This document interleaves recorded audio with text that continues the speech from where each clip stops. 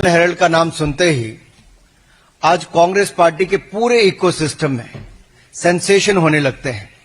Sensation जैसे कि छटपटाहट, कपकपाहट, धड़धड़ाहट, फड़फड़ाहट, डगमगाहट, लड़खड़ाहट। ऐसे सेंसेशन होने लाजमी भी हैं क्योंकि पकड़े जो गए हैं चोरी करते हुए फिर से, जिनके बहुत सारे अलग अलग जिलों के संस्करण निकलते हैं, उनको चवन्नी मिलती है और नेशनल हेराल्ड को चांदी के सिक्के मिलते हैं। जहां तक राहुल गांधी जी अपना खटाखट मॉडल की बात करते थे ना, अब ये कांग्रेस शासित राज्यों में खटारा, बीमार और लाचार मॉडल होगी। आपने कभी सुना ये नाम, या कभी आपके हाथ में कोई मैगजीन आई इस तरह की, या आपने दिल्ली में छपती है, नहीं छपती है, किसकी है, ये किस विचारधारा की है? आपके समय में 1,62,10,038 रुपए की एड जो है इस पेपर को दी गई है। इस मंथली छपता है। कहां है ये कहां है? ये कौन है?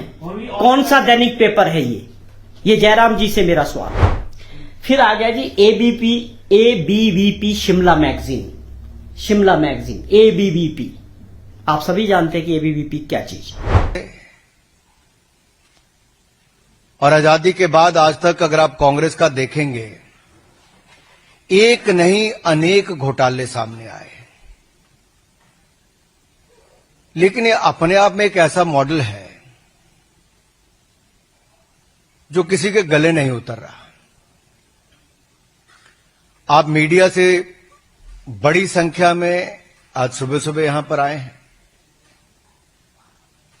नेशनल हेराल्ड जो नेहरू जी ने 1938 में शुरू किया, वो चल नहीं पाया। ठीक है, बहुत सारे काम है जो नहीं चल पाते।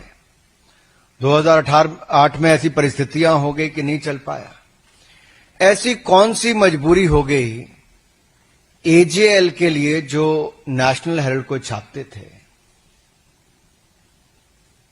कि उसको बचाने के लिए एक नई कंपनी बनाई जाए यंग इंडियंस के नाम से, और उस यंग इंडियन में भी एक परिवार की 76% हिस्सेदारी दी जाए, और यंग इंडियंस बनाने के लिए भी 50 लाख का लोन ये भी कांग्रेस पार्टी ही दे।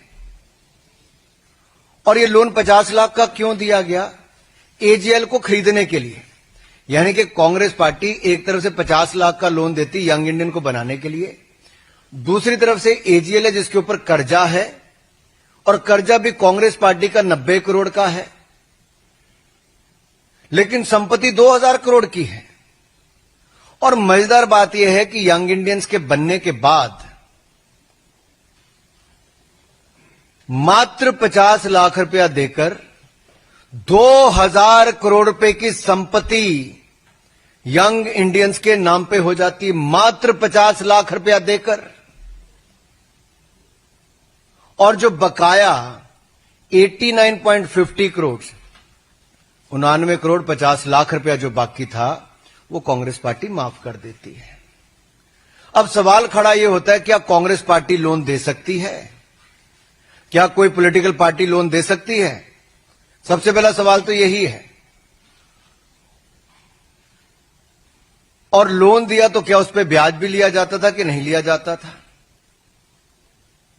अब नेशनल हेराल्ड है क्या? It's not a daily newspaper, ये दैनिक अखबार नहीं है। It's a non regular paper. ऐसे एक तो वीकली पेपर है, और वो भी छपता है। क्या छपता है? यहां पर इतने सारे पत्रकार, आप में से कोई नेशनल हेराल्ड से है क्या? कोई नेशनल हेराल्ड पढ़ता है क्या? अखबार वैसे तो कागज पे छपता है, लेकिन कुछ कागजी अखबार होते हैं जो छपते भी नहीं, बिकते भी नहीं, बंटते भी नहीं, दिखते भी नहीं और पढ़े भी नहीं जाते। ये उनमें से एक है। और जो कांग्रेस के राज्यों के मुख्यमंत्री इसके लिए चंदा देते हैं, चंदा में विज्ञापन देते हैं, चंदा नहीं विज्ञापन, वो विज्ञापन किस आधार पर देते हैं? दैनिक अखबार जिनके बहुत सारे अलग अलग जिलों के संस्करण निकलते हैं, उनको चवन्नी मिलती है और नेशनल हेराल्ड को चांदी के सिक्के मिलते हैं। और मेरे अपने राज्य हिमाचल प्रदेश में बड़े बड़े दैनिक समाचार पत्रों को जो नहीं मिलता, यानी कि उनको चवन्नी मिलती है और नेशनल हेराल्ड को चांदी के सिक्के मिलते हैं।